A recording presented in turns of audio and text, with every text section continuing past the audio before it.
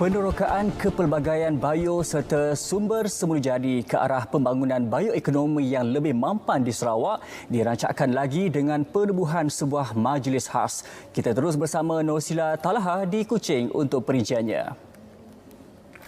Ya, Kai. Untuk tujuan itu, Majlis Penyelidikan dan Pembangunan Sarawak SRDC ditubuhkan di bawah Kementerian Pendidikan Sains dan Penyelidikan Teknologi.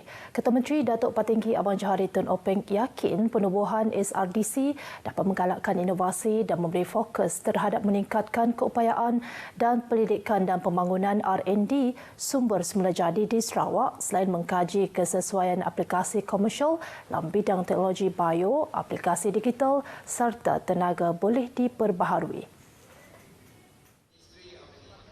Datuk Patinggi Abang Johari menjelaskan inisiatif itu merupakan komitmen kerajaan negeri dalam memacu pembangunan ekonomi Sarawak menjelang 2030 menerusi inovasi yang juga merupakan salah satu fokus utama dalam strategi pembangunan Sarawak pasca COVID-19 2030 PCDS. Selain itu, penubuhan Pusat Penyakit Berjangkit Sarawak SIDC di bawah SRDC juga berperanan meningkatkan kesiapsiagaan serta keupayaan Sarawak dalam mengenal pasti serta mengatasi ancaman wabak pada masa akan datang.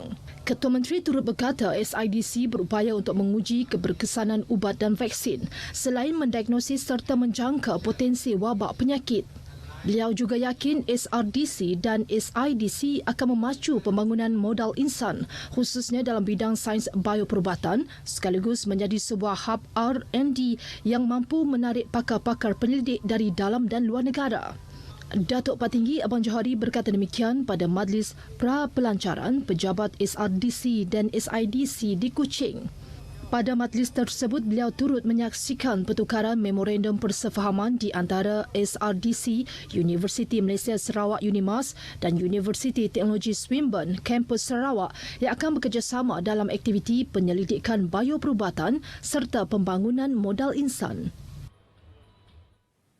Seterusnya kita ikuti ringkasan laporan prestasi vaksinasi Sarawak setakat 25 Julai.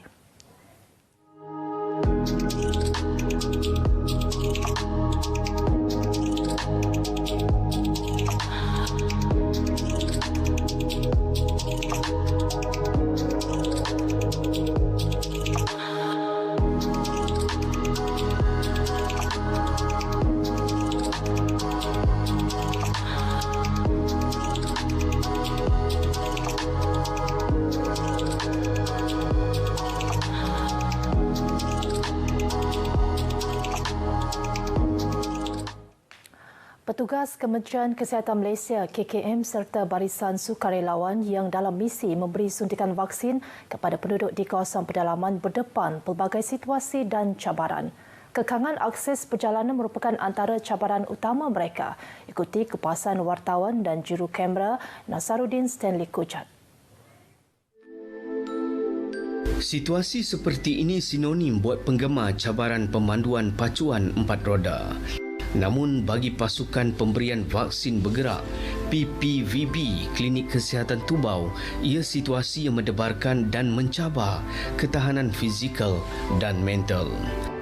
Baik, untuk ke rumah Filing Amit Sungai Tabat Ulu Jelalong ini bagi proses vaksinasi yang dilakukan oleh pihak Klinik Kesihatan Tubau bersama dengan JTEC dan juga yang berhormat Tun Murung, berhormat Kennedy Cukpai Ugon untuk proses vaksinasi bagi 27 penduduk di rumah panjang tersebut. Siri PPVB dos pertama ke rumah Felix Amin Ulu Jelalong baru-baru ini. Dalam perjalanan pulang, kenderaan yang dipandu Ahli Undangan Negeri Murum, Kennedy Cukpai Ugon, terpaksa ditarik ekoran kesukaran melalui bekas jalan balap. Dalam situasi ini, kenderaan milik syarikat pembalakan yang mengiringi pasukan ini menjadi penyelamat. Untuk sampai ke lokasi tersebut, pihak PPVB Klinik Kesihatan Tubau menggunakan laluan jalan BLD Suainiah. Namun, masa perjalanan mencecah sehingga 6 jam bergantung dengan keadaan cuaca. perjalanan yang sangat mencabar, melalui jalan pembelakan yang sangat licin, dan inilah pengalaman saya yang kali pertama lah melalui perjalanan pembelakan menggunakan kenderaan four-wheel drive lah.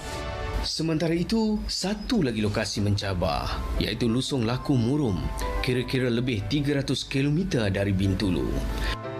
Musim hujan menjadikan perjalanan ke penempatan Penan di kawasan Linau itu amat mencabar. Apatah lagi, perjalanan sehingga ke waktu malam, ada kenderaan yang hilang kawalan masuk ke dalam lubang dan terpaksa ditarik. Kerjasama yang cukup baik.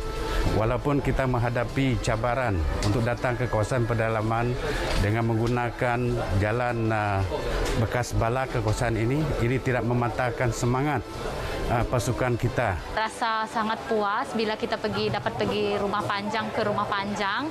Kita rasa dapat sangat-sangat puas bila dapat banyak sambutan. Lepas tu orang rumah panjang pun ada kesedaran untuk dapatkan vaksinasi lah. Menjadi sekolah ini adalah tanggungjawab kita juga lah sebagai kita dengan kerajaan. Tidak salah kita membantu satu sama lain lah. Bagi masyarakat Penan, khususnya yang tinggal jauh di pendalaman, proses vaksinasi yang sedang dijalankan kerajaan ketika ini penting demi membina imunisasi kelompok bersama. Di semua Penan, di Lusong Laku, Long Abid, Long Tanyit, Long Kajang, di semua ada Long Urun, Talun pun, tak payah ada orang takut lah. Sebab saya sebagai ketua masyarakat pertama kena Jackson menerima misi ini, oleh kena misi ini untuk menyelamat semua kita. Memangnya kita takut wabak ini nanti dia merebak lah. Walaupun kita jarang tidak keluar, memang untuk penjagaan lah, persiapan lebih awal, lebih baik kita mendapatkan vaksin. Usaha vaksinasi ini merangkumi kerjasama dan komitmen semua pihak.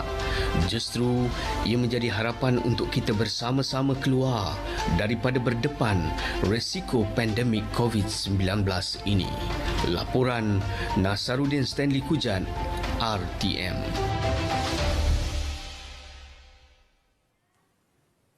Seorang penjahat awam dari Bau mengalami kerugian sebanyak RM160,000 selepas diperdaya oleh individu yang menyamar sebagai pegawai Lembaga Hasil Dalam Negeri LHDN pada 4 Julai lalu.